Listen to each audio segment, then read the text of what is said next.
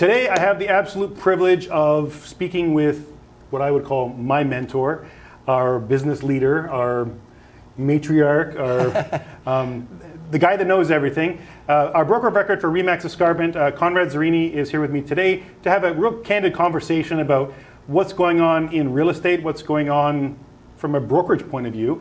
I'm a realtor. I look at the market. I look at my clients. So I have different priorities and different concerns with what's happening in the current market. And Conrad looks after 900? 900, I think we're 901, 902, yes, just over 900. His perspective is going to be completely different than your average agent. I'm not going to say I'm average. Well, no, I wouldn't say you're average. And if I can interject, Sean, I love what you're doing from an education marketing standpoint. I think right now, currently, people are really questioning the market, and they need people like influencers like yourself to kind of fill in the gaps. And I think there's a lot of misinformation out there. So I think what you're doing is very commendable, and it's exactly the way we like to see our agents operate in this company and enhance that great consumer experience, right? Well, I appreciate that very much.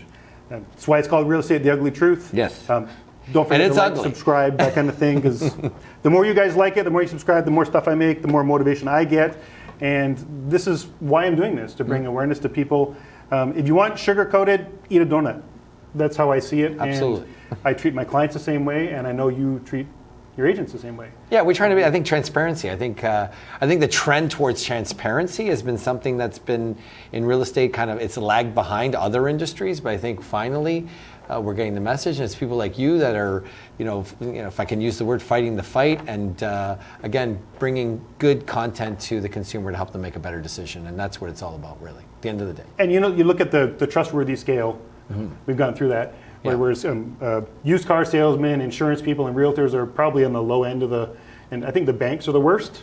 Yeah. But we're somewhere in the middle, and trying to change that is like literally one client at a time. Absolutely. It's one agent at a time that's taking the initiative to, like I said, bring great information to the consumer.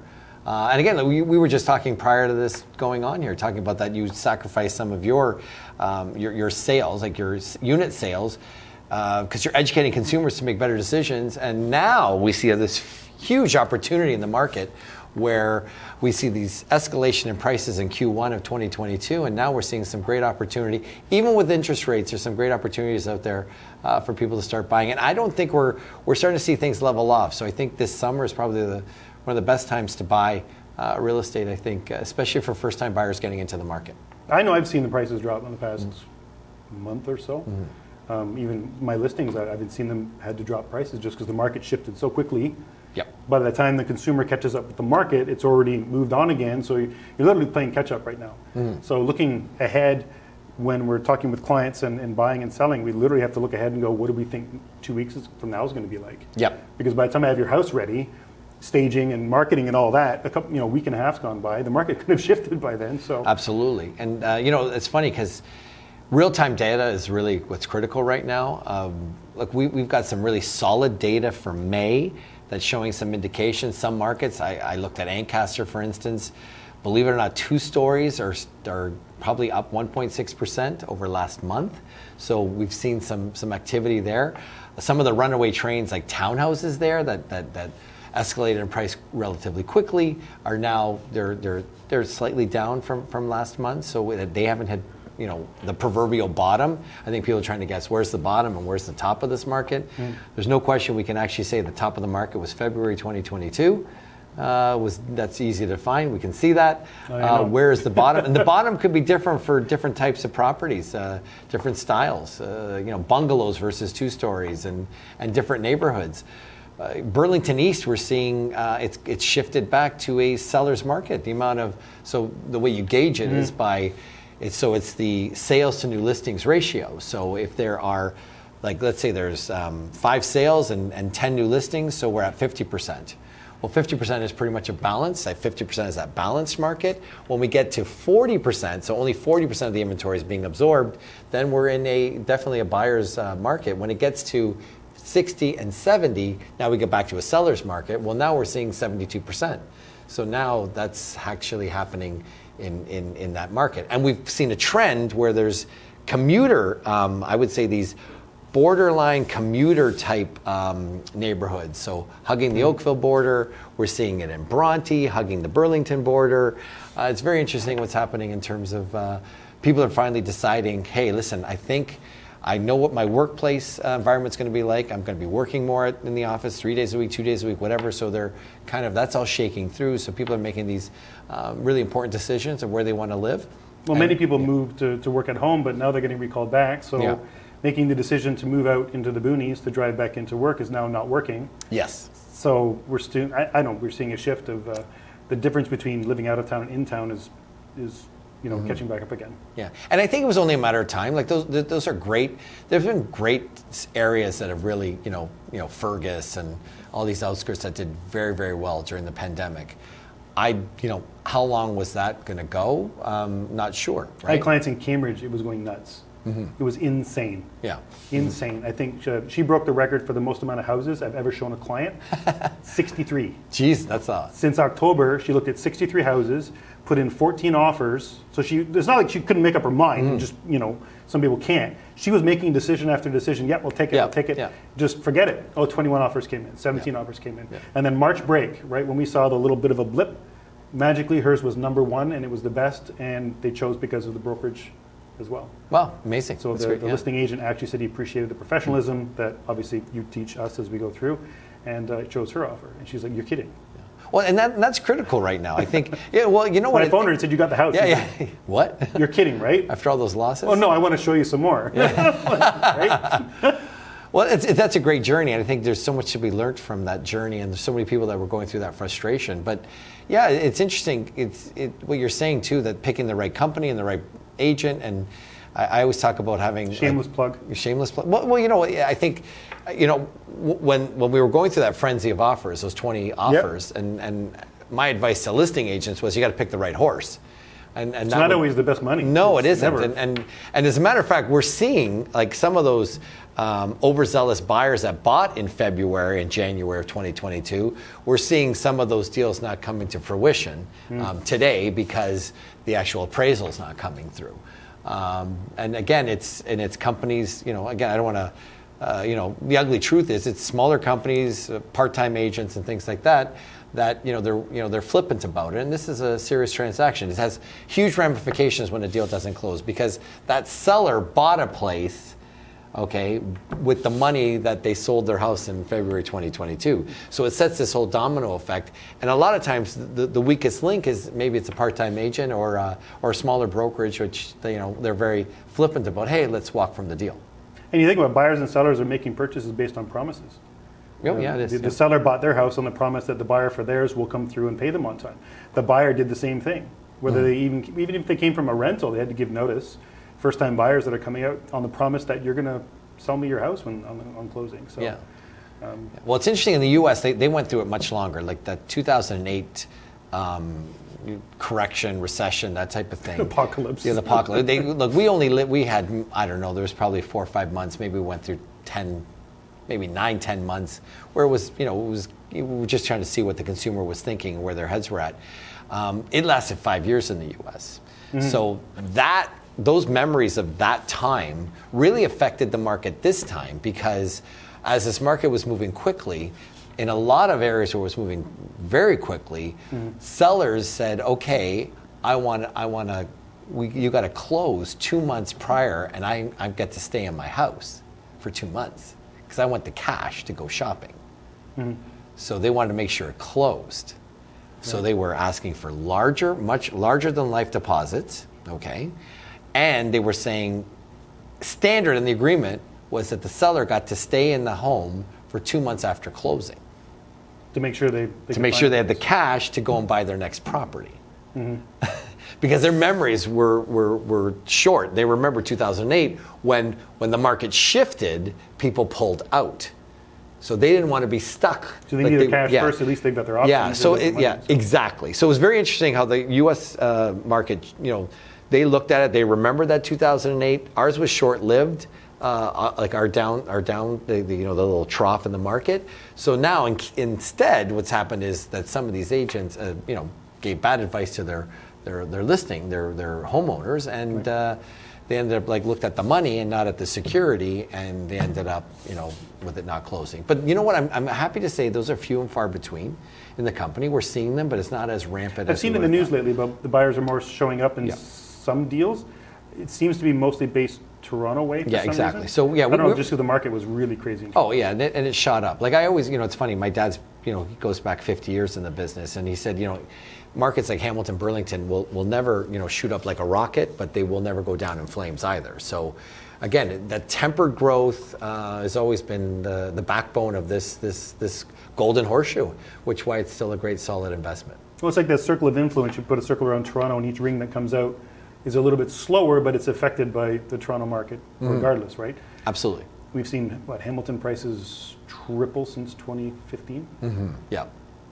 I remember when I started literally 2015, I think my average sale was 225. Yeah. 225,000. And then I look at last year and I'm like 900 and what? Yeah. No, just for the area, it was absolutely crazy. Yeah, we saw unprecedented appreciation. And then, there's a lot of there's information that just came out recently about Hamilton being the third most expensive city to live in. And again, they're looking at the income levels. And again, we've got a wide range of income levels in Hamilton. And when you throw them all in, and then you get these people from Toronto that kind of drove some of the pricing up, like we're talking about in the last 6 or 7 years.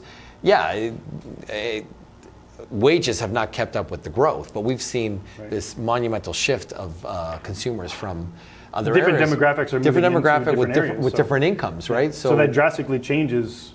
Let's say family income, for example, it changes it drastically if you've got an influx of people coming from a high income area to cash in on something that's better value. Yeah, and the income data is not keeping pace with the rise in prices. So they're not. We don't know what the influx of people that came from Toronto. We don't actually really know their income.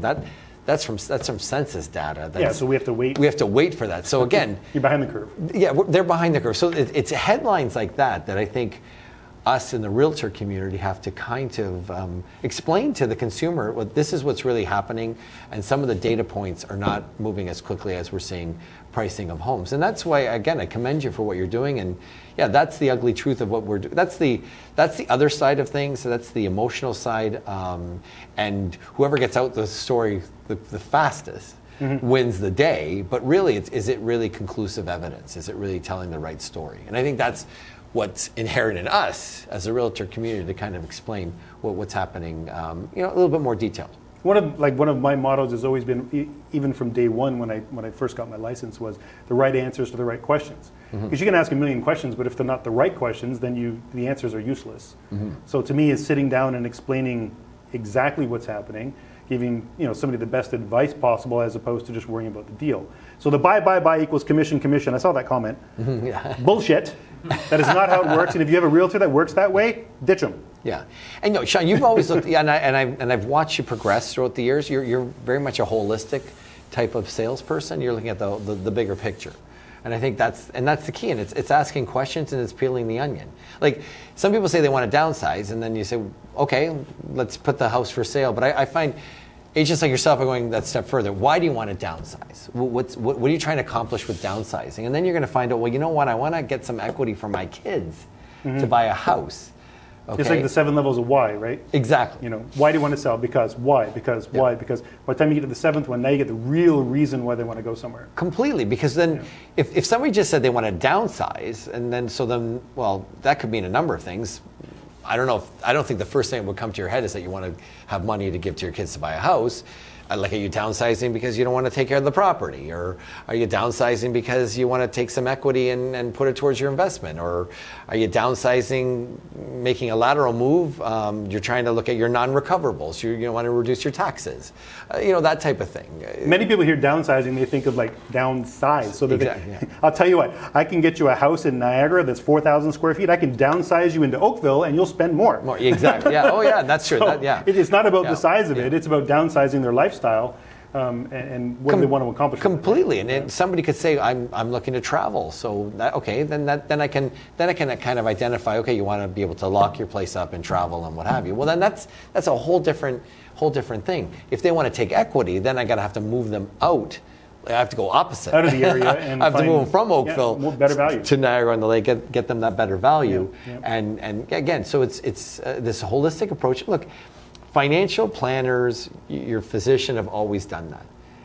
You know, they've always done that analysis in the questions. Most realtors, and again, the ugly truth of it is they're just like, they find a warm body and they run and show them properties, and they're not peeling the onion. And that's where the problem is. And you know, you and I talked about it before. What keeps me up at night? Well, that's really what keeps me up at night. I was just going to say, actually, so, well, what so keeps me up, what bugs you at, well, you know, when you're at night? I know what bugs me, but... Look, we have a great reputation. We've won Consumer Choice Awards for 9 years in a row in Hamilton and 5 years in a row in Niagara. You know, to be able to maintain that is super important to me. And the only way you can maintain that is if we are able to, create systems, curriculum, education, tools that will help empower agents like yourself to make sure that the client gets that great experience. So that, if you're wondering what keeps me up at night, it's the shifting way people are going to buy properties.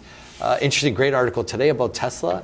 Everybody poo-pooed Tesla about no dealerships, online purchasing, but it's really either the pandemic or what have you accelerated people's comfort level with online purchasing that much more. Again, I went through it actually. I went and it says buy now, and I'm like, yeah. There's 90K right there. Just go click. Yeah. And they've been vindicated too. But then you can cancel your order, and it's interesting. They have a cancel button, and they say why and what have you. So they're gathering data, and so they've used technology to understand the consumer's wants and needs. And when life changes, they're willing to accept that, and that's great. And actually, I noticed too with Tesla, the deposits are much smaller than they used to be. Okay, so, I haven't hit the and I follow them because I'm tempted, but I don't have a charging system in a building, so I can't bother. This is the second video we talked about Tesla. This is ridiculous. Well, it's remarkable. Well, I'm not getting paid by Tesla to do it anyway. Well, we could hashtag Tesla in this, but I just think what I'm trying to get at is I think there's a revolution out there in terms of the way people buy properties and the way they buy cars, and I think we have to be there and embrace it. So that's another thing that keeps me up. Are we keeping up with different platforms and different methodologies and systems that allow consumers to be able to purchase a little differently? Maybe they want to talk about, and you and I have talked about this before, shared ownership, and what does that mean? Two people want to get into the market. They can't afford something on their own. They could do some sort of shared ownership, that kind of thing. Mm-hmm. I was recently talking about reverse mortgages to a seller.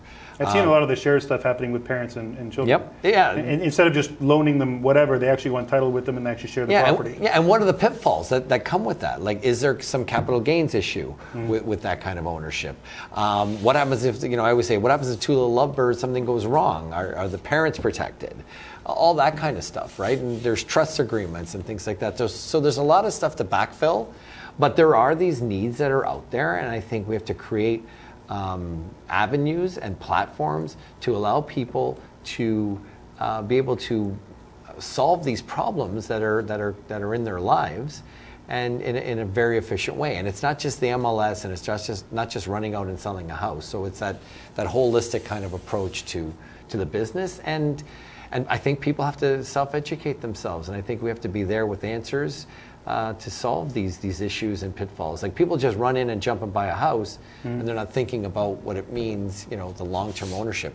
Cottages, I think, they had a huge amount of people buy cottages. Geez, cottages went crazy. And I don't think people were transparent enough and talked about cottage ownership. And I know RE/MAX is coming out with a cottage report that's looking at, let's talk about the long-term investment of a cottage. Because it's an investment now. It's not just a place to go on the weekend, right? Exactly. It used to be like back when I was little in the 80s, you bought a cottage to go use it, not to make money, right? You went there to go on the beach, get burnt, go fishing. That's right. Go home. Yeah. You never thought about, I'm going to sell it later for twice. Yeah. Or anything else. But nowadays, the cottages are Well, insane. it is. Yeah, it is. It's a house. Yeah. Most of them aren't cottages anymore. Because it's serious now. It's serious. And I was pleased to see RE/MAX looking at that, not about like, let's keep that little dirty secret away. No, they're saying, no, let's be transparent.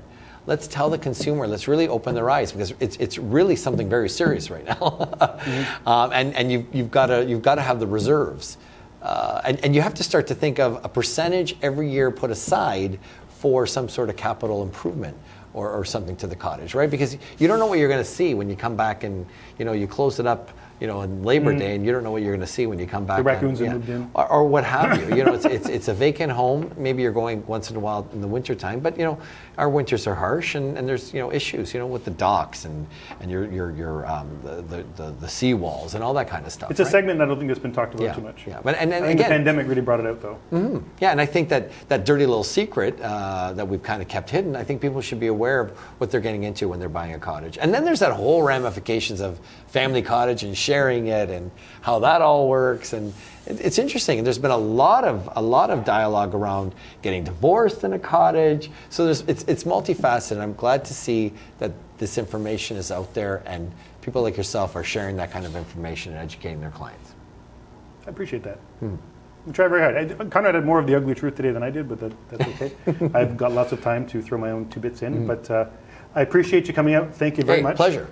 Sean, thank you so You're much. welcome here anytime. Absolutely. Obviously. I love it. Well, my office is right upstairs. I was going to say, it's your building, so it's not like he's going to, I'm not coming. I love doing it. I'm glad you're doing it. I think it's so really Conrad cool. does speak at a lot of industry events. You've been speaking in RE/MAX Europe. Yes, yep. I'm going to be speaking in Cannes in September. And so... he's not just our broker of record. I'm going to say it, you're an influencer. Well, try to be. Because there's so many, there's 900 of us that look up to you. Well, thank you. And you're not just the face. We're also the face. So how we behave reflects on you. So and vice versa. It starts with the head, right, all the way down, right? Yeah. Trickles I was going down. to say, fantastic job. Thank you. Thanks, Sean. Thank you very much for joining us. Don't forget to like and subscribe. And Real Estate: The Ugly Truth. I'm Sean Hartley, RE/MAX Team Gemini. Have a great day.